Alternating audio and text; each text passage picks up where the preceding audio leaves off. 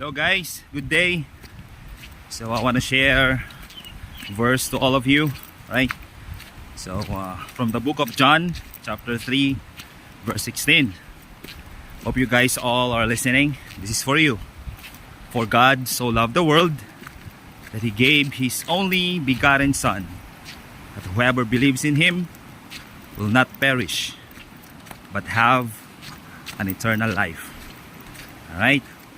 So yan yung pagmamahal sa atin ng Diyos.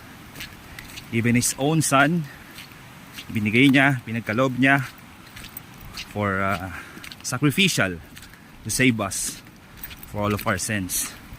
Alright? So we are saved. It is not because we deserve it. We are saved. It is because of His grace and His love.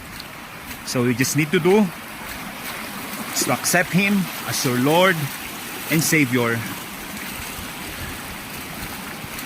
and acknowledge what is done on the cross to save us. That's our secret recipe to have our eternal life. So God loves you. God loves us. Take care, everyone. Hope you guys are all listening to this. So kali kami sa Mount Pinatubo.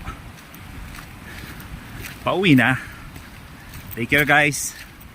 God bless you all. I love you all. Sending love to everyone. Bye.